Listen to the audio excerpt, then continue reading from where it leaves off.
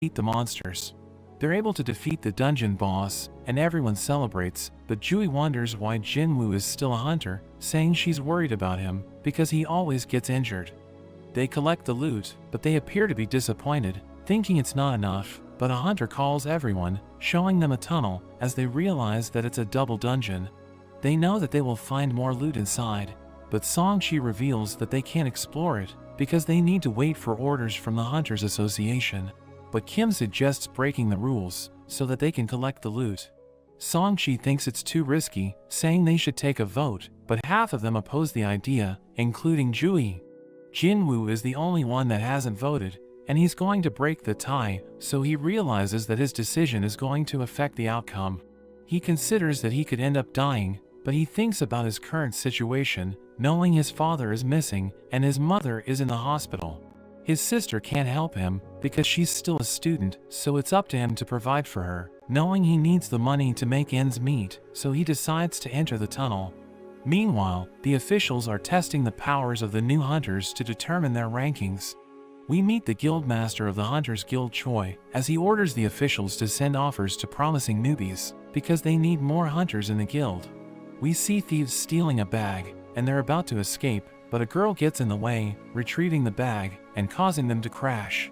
She returns it to the owner, and everyone recognizes her as the S-rank hunter Heian, but she doesn't like getting the public's attention, so she escapes from the scene. Back in the dungeon, the hunters explore the tunnel, as Jui questions Jinwoo's decision, reminding him that he almost died. He knows that she saved his life, and she tells him to show his gratitude by having dinner with her, causing him to become flustered. At that moment, they see a door, thinking the boss must be inside. But as they enter it, they realize that it's filled with statues, and Jinwoo sees one of them, realizing that it's bigger than the others, as everyone wonders why there are no monsters.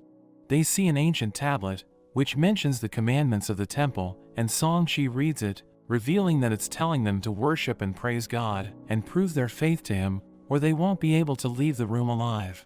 But Jui notes that the huge statue appears to be watching them, and the door suddenly closes, causing everyone to panic.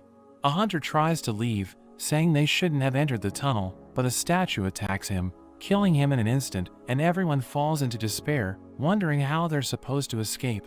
Jinwoo thinks that the statues are too strong to be in a D-rank dungeon, and he looks at the huge statue, realizing that it's watching them. He recalls how he always has a brush with death during his raids, because he can't keep up with the other hunters. But he never gave up, and he learned to compensate for his weakness by observing everything in detail. He can tell that they're in trouble, so he tells everyone to take cover as the statue fires an energy beam, destroying everything in its path. Everyone realizes that their lives are in danger, and Songchi tells everyone not to move, because it could trigger another attack. He approaches Jinwoo, wondering how he was able to sense the danger.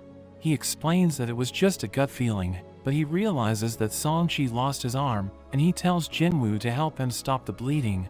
So Jinwoo covers him with bandages, as he mentions that he was planning to ask for Jui's help. But she always freaks out when she experiences pressure, and this explains why she only joins easy raids, despite being a B-rank healer. Songchi explains that he's been to B-rank dungeons,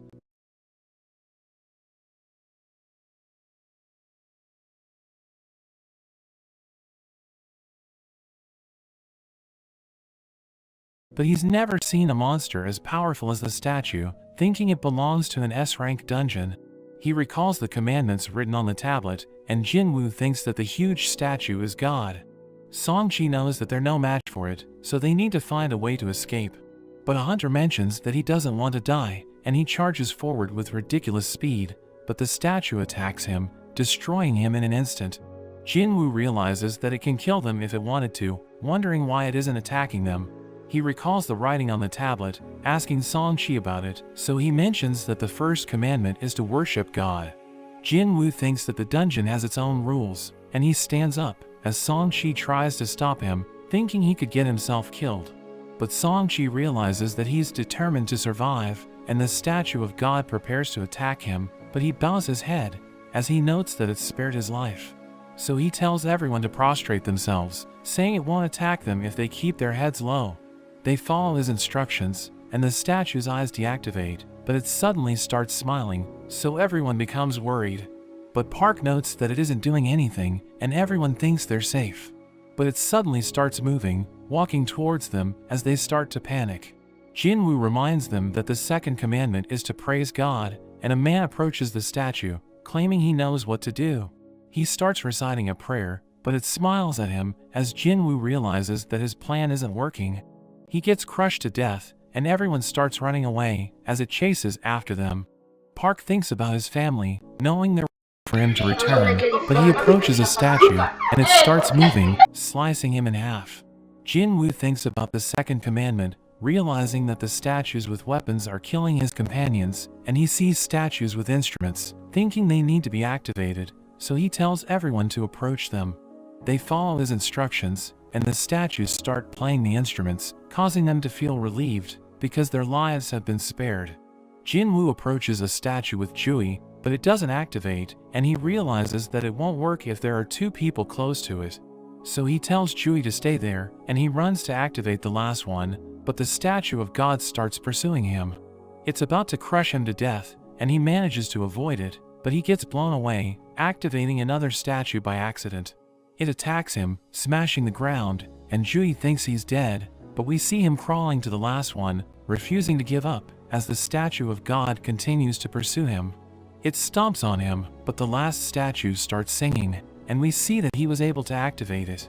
So the statue of God spares him, returning to its throne, as he realizes that they have completed the second commandment. Jui approaches him, but she realizes that he lost his leg, so she tries to heal him, but she ends up reaching her limit. Everyone realizes that their companions are dead, and Kim blames Song-chi for everything, because he's the leader of the group. Their companions think Kim is being unfair, because he suggested breaking the rules, and they start blaming each other. But Song-chi takes responsibility, because he was the one who made the final call. An altar suddenly appears, as Jinwoo explains that the third commandment is to prove their faith to God, thinking they need to perform a human sacrifice to survive. Kim tells Song-chi to offer his life, because he's the leader of the group, and he agrees to this, so he approaches the altar. But a fire suddenly appears, so everyone becomes confused, and Jinwoo tells them to help him reach the altar, because he wants to examine it. As they approach it, more flames appear, and Jinwoo wonders if anyone